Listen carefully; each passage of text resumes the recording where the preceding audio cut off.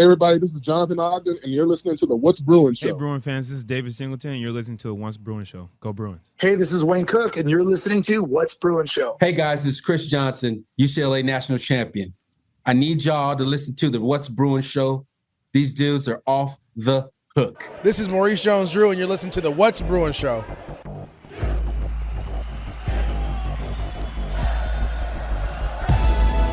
You're listening to the What's Bruin Show, part of the What's Bruin Show network, with your hosts, Jake Berryfield and Mike Regalado, and occasionally some friends, talking all things UCLA sports.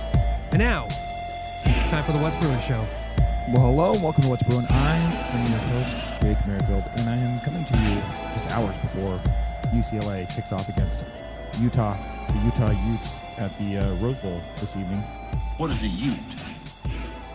Did you say Utes? And I'm just kind of preloading this because I don't know what time I'll get home. You know, if the game is a bad game one way or the other, I'll probably leave halftime, third quarter, and get home and record the rest of this podcast, the actual post game, as soon as possible. So I'm not up until 3 a.m. But if it's something that goes to the wire, then having this little first 5 minutes will save me 5 minutes of time tonight. But it's the What's Bruin Show on the What's Bruin Show Network. Thank you for your support. Thank you for listening to WB2, the game review. On Twitter, it's at What's Bruin Show. Email is what'sbruinshow@gmail.com. If you have anything to say about the Bruins' performance tonight, whether it's good or bad, please write in there and let me know what you think. Or you can call the hotline, 805-399-4WBS, Second Reign of Troy. And I'm even talking to you before they kick it off, too. So I have no idea how the Trojans did. I have no idea how the Bruins are going to do. I just know Tennessee whooped up on the Orangemen of Syracuse in Atlanta, and we're going to talk about how Joey Aguilar did compared to how Nico did. And Dante Moore, how do you like it? He had a pretty decent game against Montana State in his debut for the Oregon Ducks. So it's something we talked about during, before leading into the season. That is Nico, our man. I'm waiting for my man. At least for these first few games, is going to be, he's got to be compared to Dante Moore and Joey Aguilar, as these three quarterbacks are, starting for their new team this season, and they're all tied together in some way, shape, or form. Dante Moore's previous history at UCLA, Joey Aguilar and Nico being traded in the off season.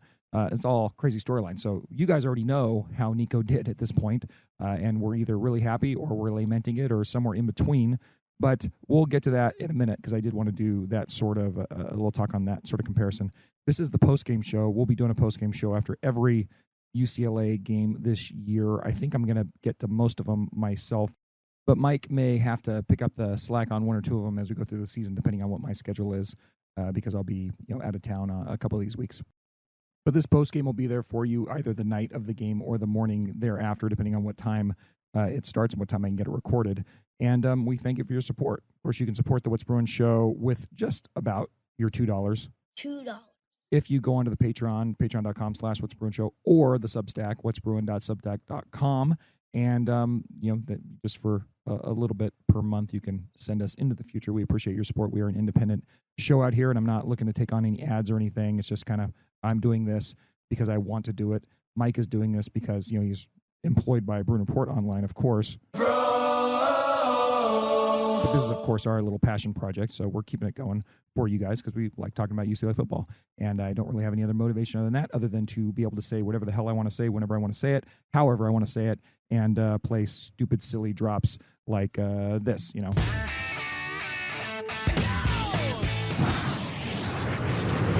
So that's why we're never going to be tied to any sort of particular network or anything like that, as far as I'm concerned. But anywho, that's enough of the advertisement for this. You guys are all raring to talk about what happened with the Bruins tonight. So I'm going to shut this down now, and I'll either come back really happy and be talking shit like Fenley here. Bruin Doomsday fans getting humiliated. And you know what? I'm not feeling sorry for them. Nope, not one bit. We got one other one. Take that, UCLA football cynics. Or we'll be really sad and we'll be, like Doesn't this. feel like there's any excitement for UCLA football. Where is the energy and excitement coming from with UCLA football? UCLA is so bad. Oh, yeah, and of course, Bill Riley from Utah. We got to play him before we play the Utes. UCLA's always been pretty soft. Hopefully the Bruins don't play like that, but you already know how it went. So I'll see you in a minute, and we'll talk about the postgame.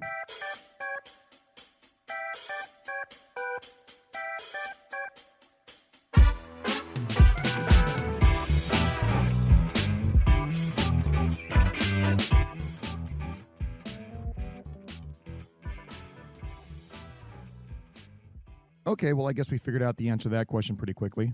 UCLA's always been pretty soft. I am currently sitting in the What's Bruin studio. It is the beginning of the fourth quarter for UCLA versus Utah, and Utah is currently up by a very unmanageable score, but yet familiar score for when UCLA plays Utah, seemingly anytime nowadays, 36-10. The Utes came out and scored the first 20 points of the game before UCLA got on the board. And then there's a brief moment at the end of the second quarter where the Bruins looked like they might have a chance to show some life in this game, and coming out in the second half, but they only managed to put up a field goal, which was matched by Utah in the middle eight, and that was pretty much the ball game. And Utah has just strangled the life of the Bruins with a 10-minute third quarter drive and then a easy touchdown drive early in the fourth to make it 36-10. And that's where we're sitting now. The Bruins have the ball, and there's just a few more minutes left of this game. I think 10 minutes left in this game, and I am just desperately hoping that Nico Iamaleava does not get hurt because he has taken a lot more hits in this game than I anticipated and wanted to see. So that is really the key to this last 10 minutes, in my opinion, is just get out of there without any injuries, especially to your big five-star gun that's back there making his Rose Bowl debut. And as I say that, he gets tackled by two Utes. But this game overall, there's the first turnover of the game. Nico throws an interception on looks like a screenplay, and it goes right over the middle to a Ute. And now Utah's got the ball again, deep in Bruin territory, probably 39 or 40, 3-10 relatively quickly. But I don't know. I don't know about you. Certainly, in my opinion, I know we have to do a home and home with Utah. We'll be at Rice Eccles next year. I'm not looking forward to that. And when it comes to the Utah Utes or the Arizona Wildcats, I don't see why the Bruin brass would subject us to playing these teams. We have like generational trauma from playing these teams. I know I do. You know, I've been a Bruin fan since I attended college there in the mid 90s. And it just seems like over and over and over again, you know, since Utah joined the Pac-12 and now that's defunct, but pretty much that whole era. And Arizona, it seems like every time I go out there, I'm, you know, coming back with my tail between my legs. I would just be in favor of never playing those programs again now that you don't really have to. I don't know what the nostalgia is for Utah Ute football. I really, really don't. What is a Ute? So, hey, in my opinion, you know, I have relatives that are Mormon. I have relatives that went to Utah. I have relatives that are talking trash to me right now as we speak because of the score. And generally, they're very kind to me. But it's been like this for, you know, over a decade now with Ute football and UCLA football. So, no better time to play this, right? We know what's coming. Sometimes it's hard to be a Bruin. Giving all your love to just one team. And I know I'm going to regret this, but heading into this season, I wanted to rework Sometimes It's Hard to Be a Bruin. And so I wrote lyrics for the whole thing. And this is a very rough demo, but I mean, seeing as like we're losing to Utah by, you know, going on 40 points in just a minute. And there's actually a reference to that in this song because of the generational trauma that Utah has inflicted on us as Bruin fans. I'm not proud of this demo. Mike is supposed to spruce this up with me, but I'm just going to let it rip. And this is going to be like 3 minutes of pain, but here you go. Sometimes it is hard to be a Bruin.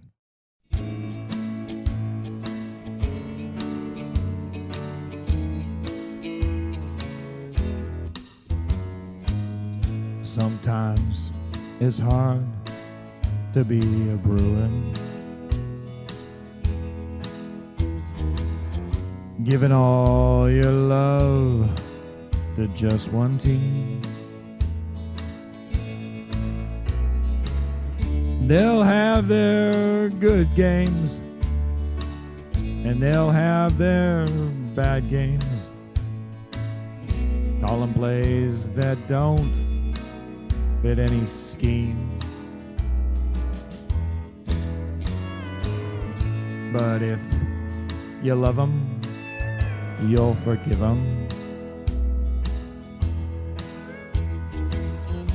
even when you don't get the game plan. And if you love them, oh, be proud of them. 'Cause after all, they're still your team. Cheer loud, Bruin fan. Let them know you're there to help them, even when they look helpless. And Utah's up by 50. Hang tough, Bruin fan. Next time, maybe they'll play better. Mix in some zone with that man-to-man.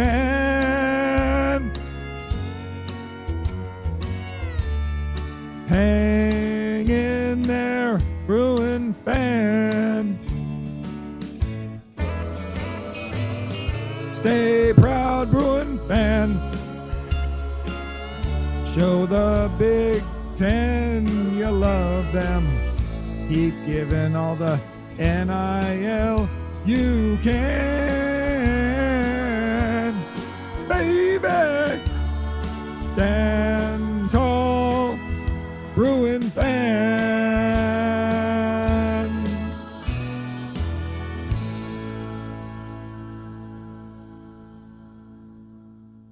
Yeah, sometimes it is hard to be a Bruin, and I'm sorry to subject your ears to that, but ever since I came up with that years ago, I always thought we needed a whole song for it. So, Mike and I are supposed to actually play guitar instead of having a karaoke backing on it. Mike and I are supposed to sing on it. I was trying to get Bill to sing on it, but he's a dick, as always.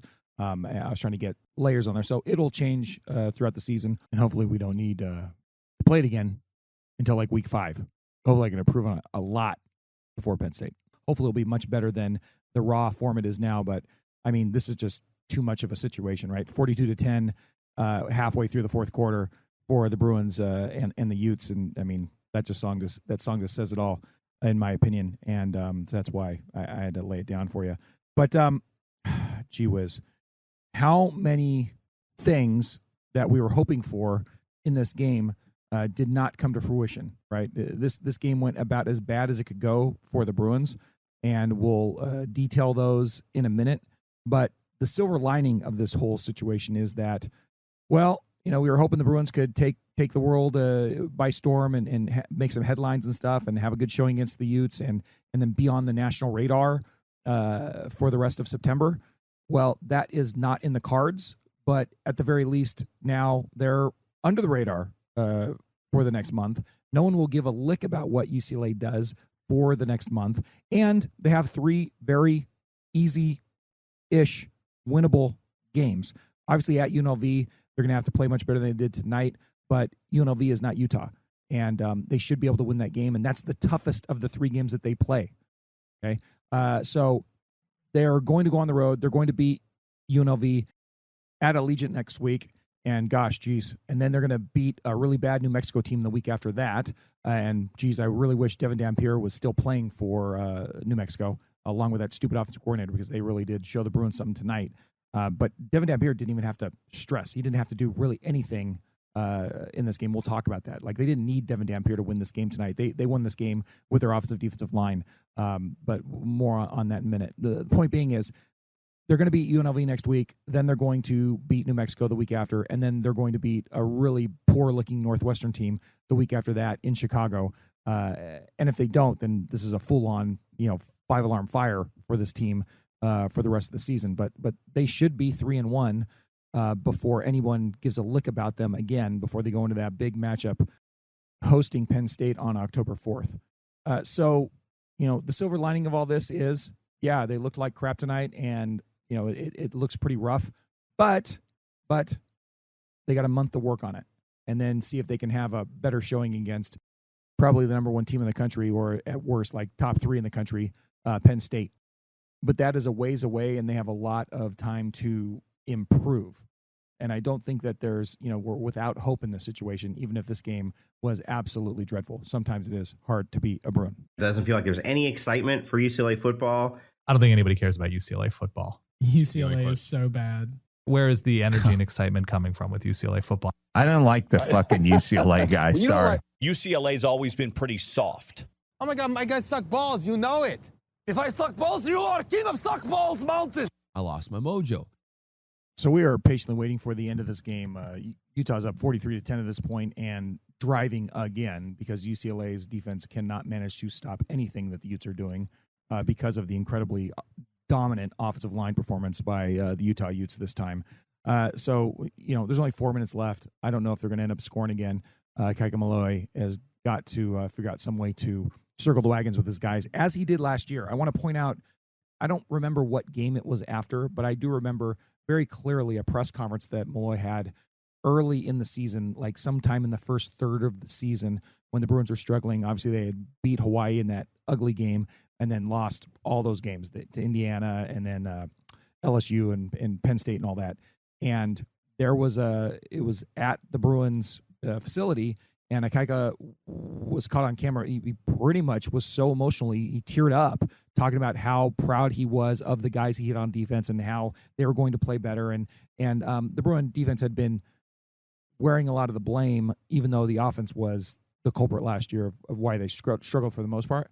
But last year's defense did get better as the season went on, and that's something that I think all Bruin fans, we have to hope for this season. This was a pretty tough team to come out against, considering how veteran the offensive line was. They literally have two tackles that are probably going to be in the NFL, first-round quality tackles. On the radio broadcast for UCLA, they compared it to this is like having Chris Ferris and Jonathan Ogden on the same line. I don't know if it's that good, but it's pretty darn good, right? Along with a new offense that wasn't a great matchup for the Bruins, but to be quite honest with you, it didn't even get to that point. Utah didn't have to do anything out of the ordinary to dominate this game, and that's the troubling part. That's how dominant the offensive line was over UCLA's defense and their defensive front seven. The Bruins couldn't tackle in space at all. They couldn't generate any pressure. They couldn't make Dampier stress at all. He barely ran the ball. I mean, in the second half of this game, Nico Imalava was having to scramble and get hit in the way that I was hoping that Devin Dampier would be hit by the Bruin defense. And it was completely the opposite of what the Bruins needed in this game. So this game was lost in the first, quarter based on how dominant Utah's offensive line was against UCLA's defense. And there was not going to be any situation where they're going to be able to keep up. There was, as I mentioned earlier, there was a narrow part of the game in the middle eight where UCLA had the chance to score and then bring it within one score and then come out in the second half with the ability to tie it up or go ahead. But they didn't do that. They didn't score, and then Utah got a field goal at the end of the first half, and then UCLA only had a field goal on their opening drive, and so that was all out the window. Other than those brief moments, right, Utah completely dominated this game, and especially from the offensive end. There were things that UCLA did on offense that I was kind of I could see how we could be encouraged by it, even though it didn't really show up on the field. Don't get me wrong, Utah's defense definitely dominated UCLA's offense as well, right? And Utah's defensive line and front seven definitely got the best of UCLA's offensive line. There's no doubt about it. But that wasn't nearly as alarming as the Utah steamrolling of the UCLA defense. There was no resistance, right? I talked about on our pregame that that Devin Dampier was a really good runner, and he was a guy though that if he was under some pressure, under some duress, he could be a little, flighty with the ball. He's running an option or whatever, and he'll do some tricky stuff, but he's pretty loose with the ball as well. They didn't have to run a quarterback option, I think, until late in the second quarter in this game. And it was just kind of okay, we haven't run this yet. Why don't we do it? And of course, it went for 10, 15 yards. Dampier had no stress at all in this game. The offensive coordinator for Utah had to call no. Yeah, it basically was just completely vanilla all the way through. They beat UCLA up just straight ahead, running the ball, nothing tricky, a little bit of misdirection, I guess, but really it was just basic crap. Okay, well, now they're kneeling the ball down. The final score is going to be 43-10. There's 30 seconds left in this game, and that's how this game is going to end. Utah fans get to go home happy. Yeah, gee whiz. Great for you guys. Shame. Shame. Shame. Well, I'm sorry, all right. Not quite a doomsday bell for the Bruins, but it certainly was not a nice opening game. Good luck to Mike, who's going to get home probably about 3 o'clock in the morning, coming home from the Rose Bowl. Don't get me started when I talk about the Rose Bowl environment in a minute. I'll get to that towards the end of this. But the bottom line is that Utah did not have to extend themselves at all on offense. Everything was very easy to them. It was late in the third quarter, and they were like 8 of 10 on third down conversions, for Christ's sakes. I mean, there is nothing you can do with that if you are, if that's as well as the offense is going to have to play. And like I said, Dampier didn't have to do anything out of the ordinary. They didn't put him in any positions where he had to get tricky with the ball. He had 1 or 2 plays in the first half where he just made a quick little fake and got, didn't break an open tackle. He just, evaded the tackler. And there were moments by the UCLA defense so many times in this game where they just had to make an open field tackle and they couldn't do it, right? Let alone the times when Utah just ran it right down their throats. So this was an extraordinary, now in hindsight, extraordinarily bad matchup for this UCLA team, especially in an opening game of the season, and a defense that's replaced a lot.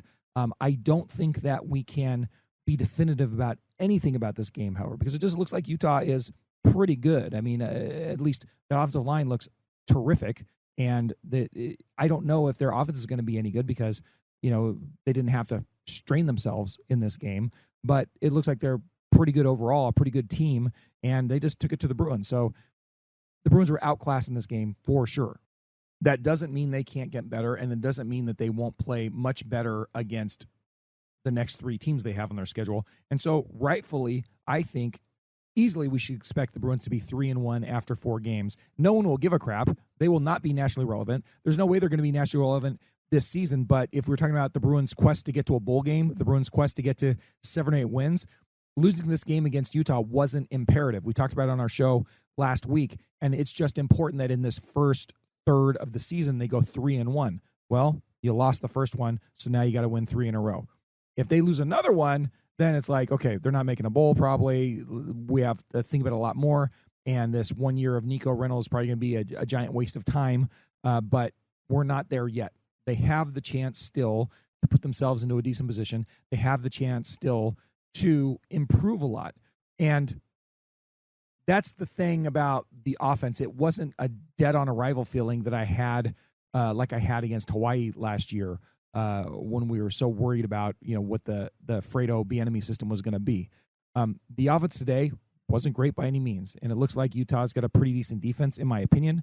And I wasn't real happy with the fact that towards the end of, going into the third and the fourth quarter, Nico decided that he was going to try to run a lot more. They called a lot more plays with him running a lot more, and he took a lot of hits in this game. And I'm hoping that he's not the worse for the wear for it.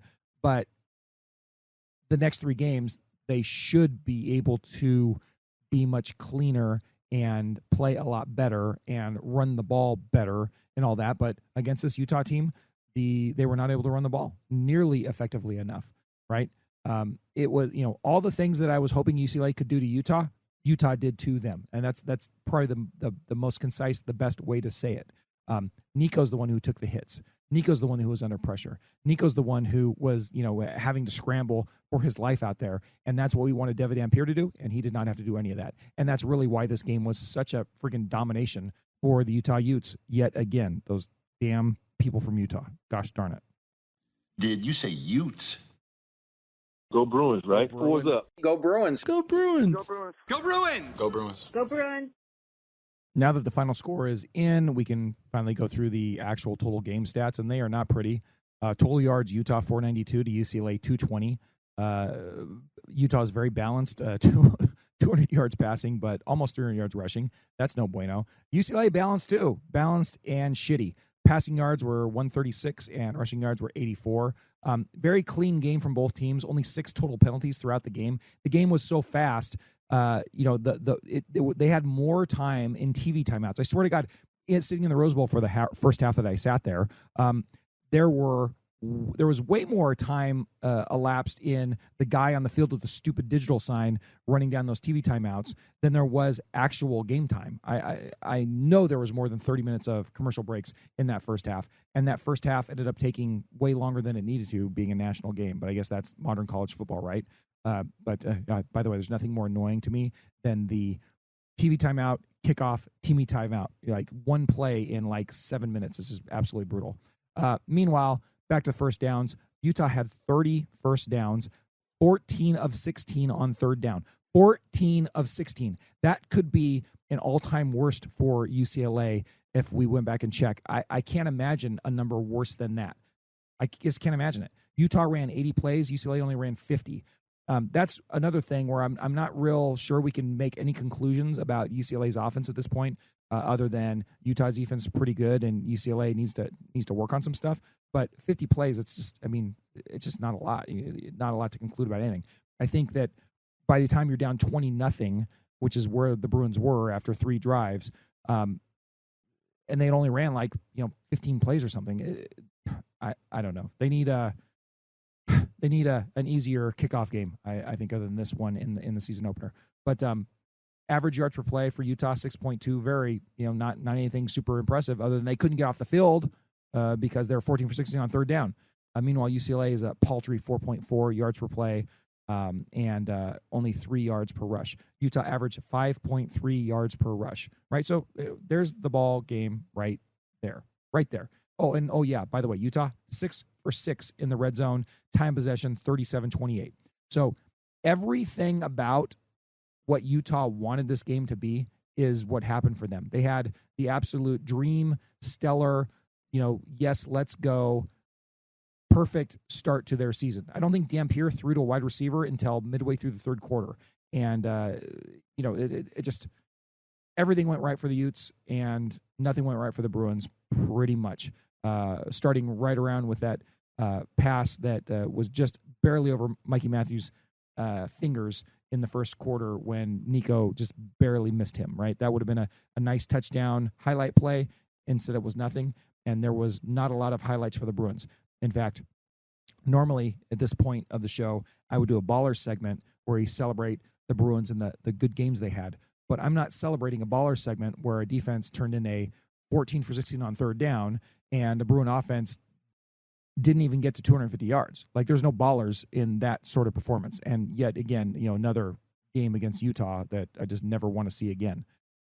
So just to quickly run down the position groups in this game and the things I wanted to hit as the game unfolded. Offensive line for Utah completely dominated the UCLA defensive line. Defensive line for Utah completely dominated the UCLA offensive line. They couldn't run the ball. And towards the end, they were getting pressure. And towards the end, they were hitting Nico. Towards the end, they were forcing him to scramble. The linebackers for the Bruins and the front, or let's say the front seven for UCLA's defense did not have a great game. They could not generate any pressure, and they could not tackle in open space. There were times at the beginning of this game where they could have got Utah off the field, but Utah would just run a play where they got one of their players in space, whether it was a fly screen or a kind of a shifty move by Dampier or whatever it was. And so in the rare moments when they weren't just running it straight ahead and mauling the Bruins, they would get a guy in space and get the 3 or 4 yards that they needed. And that was just regular like clockwork. And I could say the same thing for the secondary. There wasn't a whole lot of Utah didn't have to, this is what happens when you have a game where you're so dominant on offense, you can run the ball for 5.3 yards per game. I don't think the Bruins secondary had a lot to do in the passing game, but when you're talking about stopping the Utah rushing attack, well, they weren't a big part of that either. So defensive line, linebackers, and secondary for the Bruins absolutely outclassed by this Utah offense, which is not a great sign, but it's certainly the best team they're going to play for the next month. So hopefully they can circle the wagons and get better. Meanwhile, UCLA's running game, absolutely dreadful, right? Not what we wanted to see. I was actually surprised that it was 3 guys out there running the ball. Woods, Berger, and Jet all got carries. Jadavian Thomas, I'm actually kind of surprised by this, ends up with the most carries on the day, 7 for 17, only 2.4 yards per carry. Anthony Woods, 3 for 13, 4.3 yards per carry. And Jalen Berger, 5 for 7 for 1.4 yards. I don't think any of it was really their fault. It was they could not get the offensive line could not open up any holes for them versus this Utah front seven, and that is just a giant fail. And there's not too much else you could say about that. Shame. As far as the pass protection goes, I thought they did a pretty good job protecting Nico early in the game, but as your running game didn't develop, and gosh, it's scary, but this is something that happened last year too. As that offensive line, or as the offense is not able to run the ball, Utah's able to kind of just tee off, and because they weren't able to run, Nico tried to start generating things with his legs, and he wasn't completely, not good at that. The line he has is 13 for 47 for 3.6 yard average, but a lot of that had yardage taken away on the sacks. So I'll bet you it was much more closer to 5.5 yards per carry on the actual scrambles and runs that he did have, where he wasn't, it wasn't those passing downs. But that's not what we need him to do. Like, UCLA needs him to be a pocket passer and only have to pull out those scrambles kind of as needed basis, as a supplement to a good passing game and hopefully a good running game. So absolute fail in that regard in this game. But like I said, I'm hoping that can get better, and I'm not completely down on the Bruin offense at this point, or the Bruin defense, honestly. I mean, this is as bad as a game as it was. I just think that now that they've got through this big, tough game, they have a chance to turn it around. The sad thing about this game is, like, the most successful part of the team they had was special teams, and that was just because Utah sucks, right? Utah misses an extra point, and then Utah bonks a kickoff return, and that was the kind of the plus minus for the UCLA in the special teams game. They win that, but basically only because Utah had miscues. So the last thing I'll say about the game at this point is I had a couple keys to this game, probably 3 or 4 keys to this game that I wanted answered, and all of them were answered in the negative. Did they hit Dampier? No, not really. They didn't really get a good shot on him. He didn't really have to stress himself. He really wasn't put in a position where he had any, where he needed to make any tricky pitches or anything like that, and he didn't have to, pass under duress or anything like that. So total flop on that. Did Nico take too? Did they hit him? No. Did Nico get hit? Yes. Did Nico take too many hits? Yes, absolutely. In the second half, he took way too many hits, trying to scramble around, taking some sacks and all that stuff. So that was another fail. How'd the front seven look? Not very good. No pressure, not great in the open field. Certainly something that needs improvement. And then the last thing was the UCLA running game. We were hoping it would be good, or at least not absolutely dreadful, and it was pretty much absolutely dreadful. So all the things that needed to go UCLA's way did not go their way in this game, and that's how you end up with a 43 to whatever it was, 7-10, whatever, stomping. So, yeah. All in all, just, how many times have we seen these stupid performances against Utah where it's just like Utah completely dominates the Bruins? And this was another one of those. Sometimes it is hard to be a Bruin. Sometimes it's hard to be a Bruin. Giving all your love to just one team. So I do want to spend a minute talking about my first trip to the Rose Bowl for the 2025 season. And that was another thing that I found kind of extremely lacking. I was a little pissy heading into the Rose Bowl this season, and that's because I've been a season ticket holder, I don't know, since I graduated in 1998, and at times I've had 20 season tickets that I paid for and distributed to other people, pumping up the program. It hasn't been that way for a while. For a long time I had 4, a lot of time I had 6. Right now I have 2, and I've had 2 for the last 10 years or so. And I'm sitting proudly over there in Section 15 with Leo and Nancy, and Dave was over there for a little while as well. And the bright spot was I got to spend the whole second quarter talking to Nancy, sitting in the stands, and that was lovely, catching up with her. I got to see Leo for about 10 minutes right as the game was starting, and that was wonderful. Him and his husband, great to see them. That was about the highlight of being in the Rose Bowl, though. Number one, the crowd. I don't know how many seats they say they sold for that game, but it was absolutely dreadfully empty for most of that game.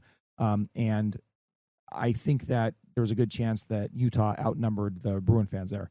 And if you're saying that for a season opener, on a primetime game. I know it was 8 o'clock, which is just absolutely terrible. I mean, your boy here left at halftime, but because I didn't want to get home at 3 a.m. But if that's the turnout they're going to get, like, they're literally going to have 5,000 people there for the New Mexico game. It's going to be crickets. It's going to be terrible. I don't know what channel that's going to be on, but it certainly won't be I don't know if it's going to be a national game or not, but oh my God, like, that is going to be an empty Rose Bowl. If you couldn't even get guys out there for, Nico's debut against a real team and all that stuff, it's going to be very depressing. Then when we talk about going into the Rose Bowl, I've had those seats for a long time, and I've spent a lot of years. I've talked about in the past how I don't like to tailgate. I just want to go. I want to watch the game, and I want to get out so I can get home after the game. I like watching football. I'm not a big tailgate guy. Never have been. So now I've parked in Lot I for a million years, and I've had my parking situation wired in Lot I for a million years. And for the last 2 seasons, UCLA has decided to split Lot I up in 2, and literally they left 2 football fields of empty space in the cement parking lot and separated it, basically cut the lot in half. And me getting there, about a half hour before game time, because I can, they parked me over on like the softball area that's bottlenecked inside like a single gate, where if I did stay for the whole game, it would have taken me, even with only 30,000 people there, it still would have taken me an hour to get out of the Rose Bowl, even with no crowd there. And it's just like, why, UCLA? Why, Rose Bowl staff? Why are you choosing to do this? You know how many tickets you sold, and you still put in all these extra layers of bureaucracy and parking signs and parking barricades and stuff to make as many people as possible inconvenienced by the way you do things. And it's absolutely mind-boggling.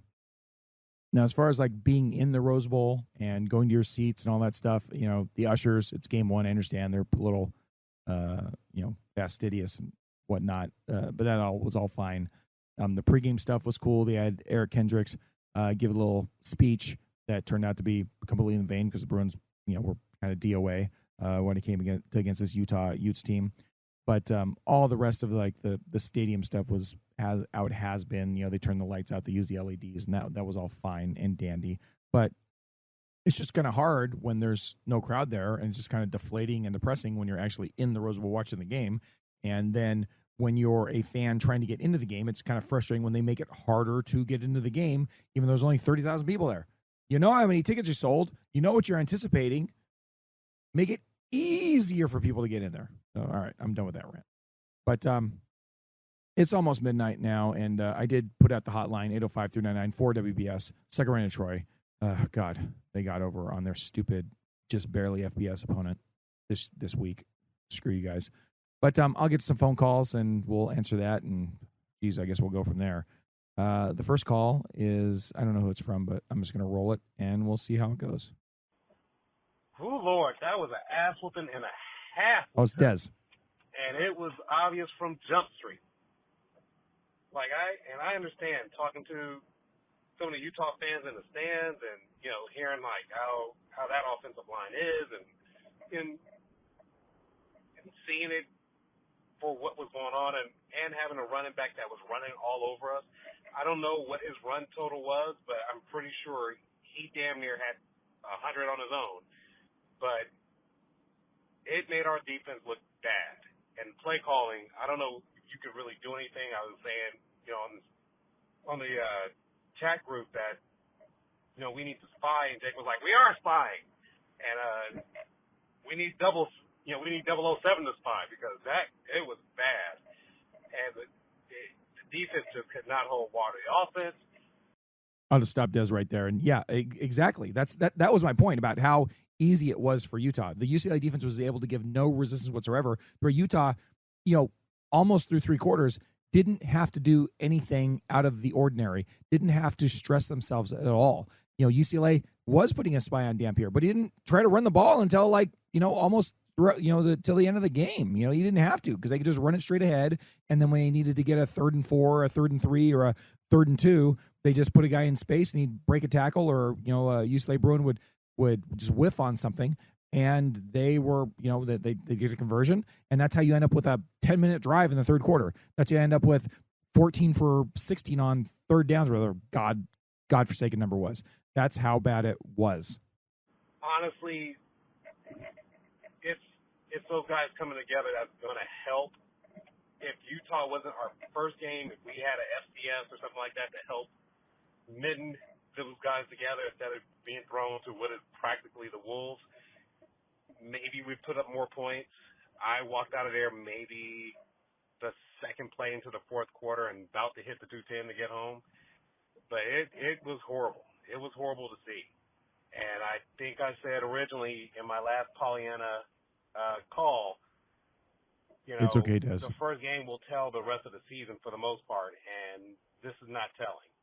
Not telling at all. So hopefully we bounce back against UNLV. We should slaughter New Mexico State, which I don't know if that's possible, and then go into play against Penn State.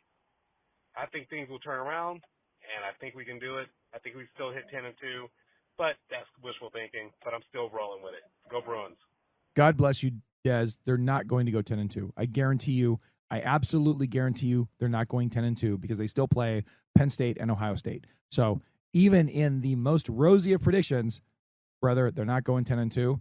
And be quite honest with you, they're not going 9-3. They're not going 8-4 probably. I think the best we could hope for is, I don't know, let's look at the schedule right now.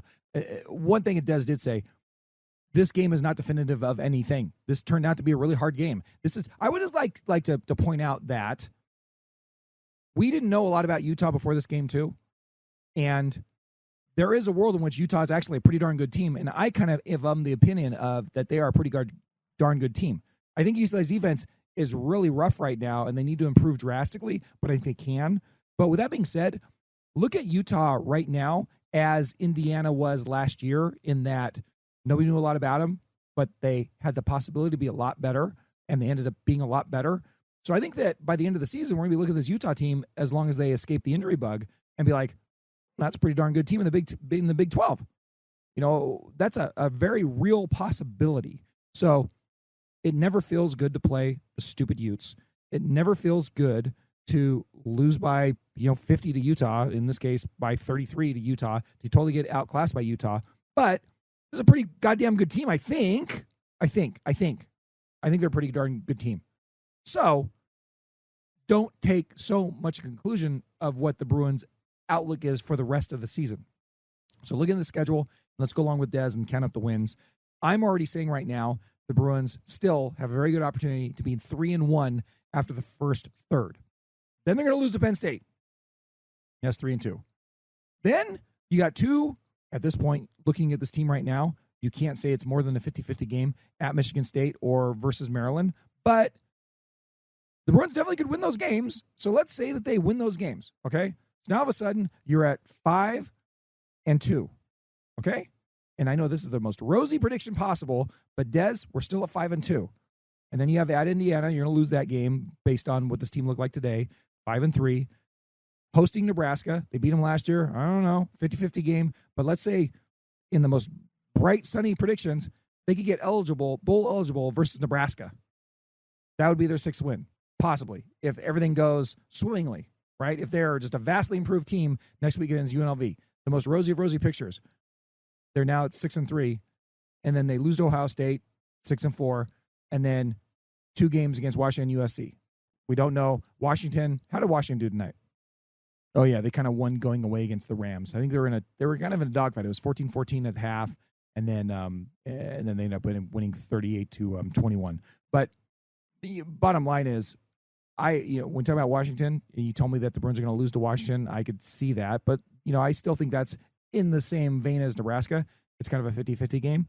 And then SC, all I know about SC, I know they scored 73 points today. I expect SC to get worse as the year goes on, and I expect UCLA to get better as the year goes on. So don't talk about the rivalry game yet until we have a few more games in our belt. So look, I think that even with this absolutely demoralizing, emasculating loss to the Utah Utes at the Rose Bowl. All that guarantees is that the Bruins are going to play a lot of games at the Rose Bowl in front of like 15,000 people. Other than that, it doesn't guarantee anything, right? The Bruins could be much better. No one's going to give a shit. No one's going to care. The Bruins are going to get any attention, this for probably the rest of the season, because they're going to get the only games that are on the national radar. They're going to get their ears boxed in, right? That's against Penn State. That's against Indiana. That's against Ohio State. No one gives a shit about these other games. Okay. Certainly, they're not going to give a shit about any game until they get to the Nebraska game and then the Washington game and the USC game. But by then, maybe they're a pretty decent team record-wise. Who knows? But that is the thing. Losing this game to Utah, whether they lost it by 5 or they lost it by 33, losing this game takes all of the spotlight off the Bruins. So now they can try to approve in complete anonymity, right?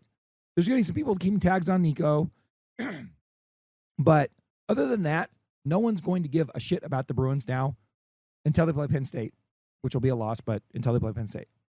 So, hey, just enjoy it. Oh, and that leads me to something else I was going to say before I get to the other call. Please, please, please, please, please. If you're a Bruin fan and you want to keep your sanity, you don't want to be sad, and you don't want to be upset, you don't want to upset yourself, don't listen to any national podcast or radio program or watch any national college football show for the next month. There's no point to it, because all you're going to hear is this.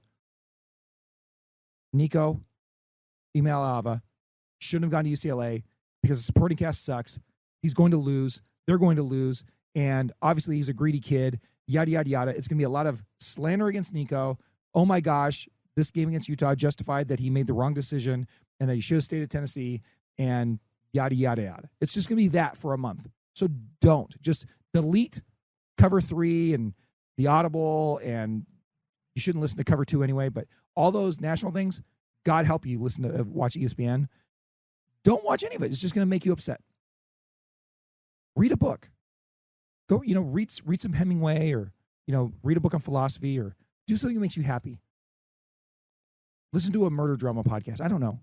Do anything but listen to national college football talk for the next month if you love the Bruins, because it's only going to make you sad. Start a fantasy football league team. You still have another week before the NFL season starts. Get heavily involved with that if you need your football fix. Let's watch the Bruins go to 3-1 in the next month and be pleasantly surprised by them. But let's not listen to the noise outside of LA. Enjoy the anonymity, right? They're going to be under the radar, so you might as well enjoy that too by not paying attention. I'm just telling you, if you're a college football fan, then enjoy everything, right? But if you're a UCLA Bruin fan, this is not the year to be like listening to every show. That's just my public service announcement to you. I'm going to follow that advice, and I hope you do too. All right, who is my second call? Let's see. Also, it's Des calling again. Also, I have to say this. The whole media blackout, not wanting to show what you got and all this other stuff, and, you're trying to protect your plays, whatever, all that bullshit. If that's what you were protecting, Playboy needs to show all that shit. He needs to just have everybody come to the practices and show what we got, because apparently whatever we had was not working. Once again, I get it.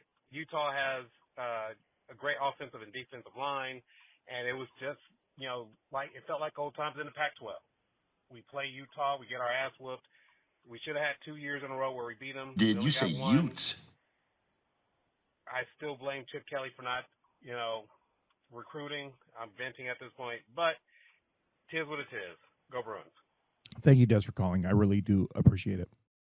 And yeah, I kind of already addressed, how I feel about playing Utah. We've addressed many times how we feel about what Chip Kelly did with the program. No sense going over that again. And, as far as the media blackout stuff, you're right. I don't think it makes a damn lick of difference. And it's not worth the negative press that they got to get where we are now.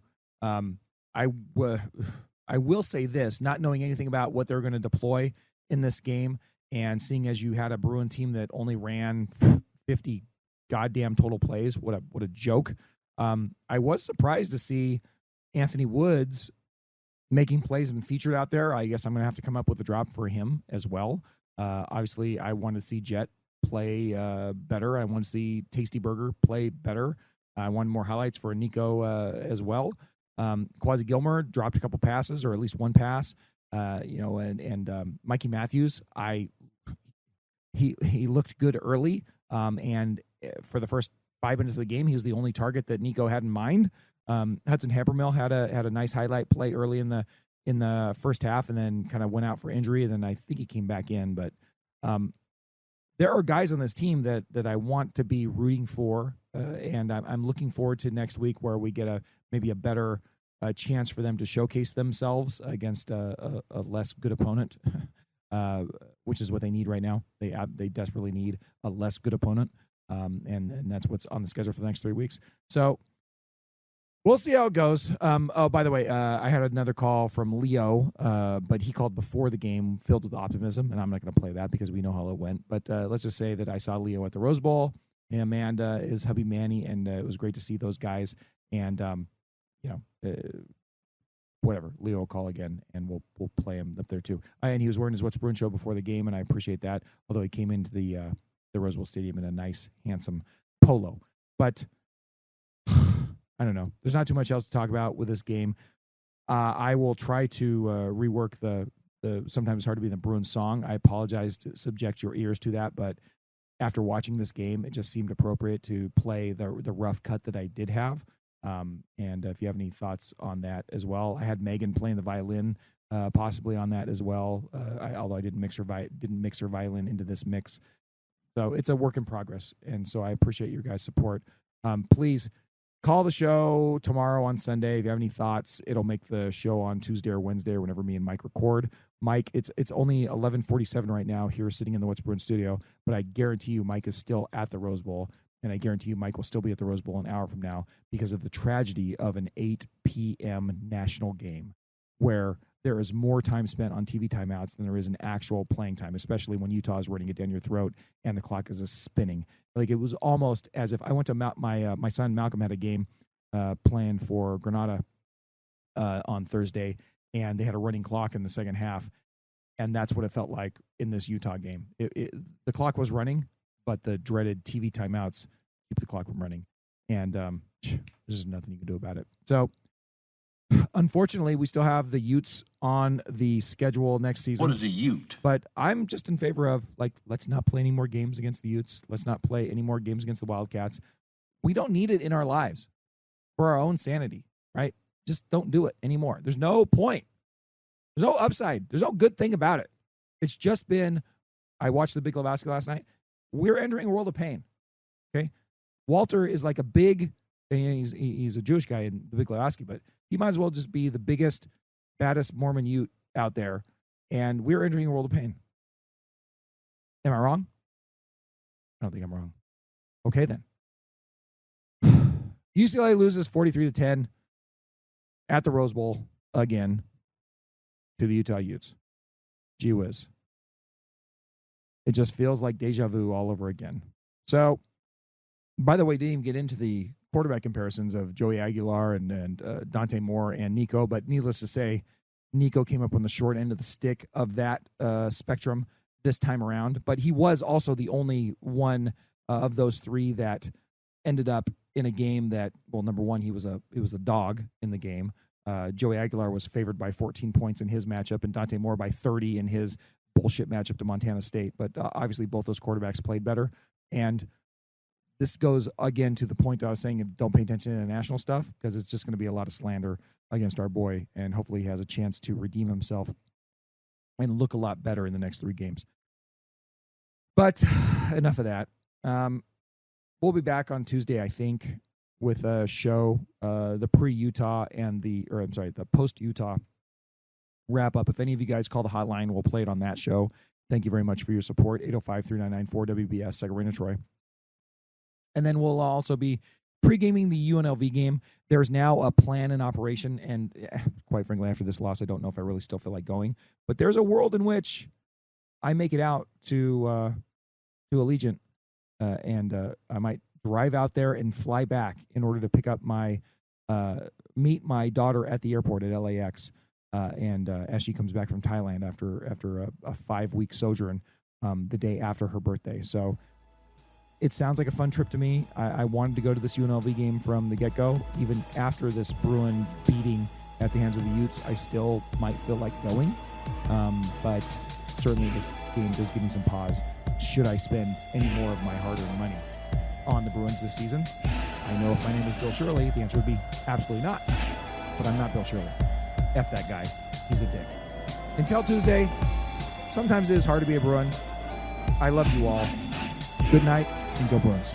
Good evening. Smoke 'em if you got 'em. That was the What's Bruin Show. Oh my God. Try us tomorrow. Same bat time, same bat channel. It's got to be in or out, Mom. In or out. Well, I need the door closed. Thank you for your cooperation. Dude, Rob, we play some ball on the West Coast. The final word is boob.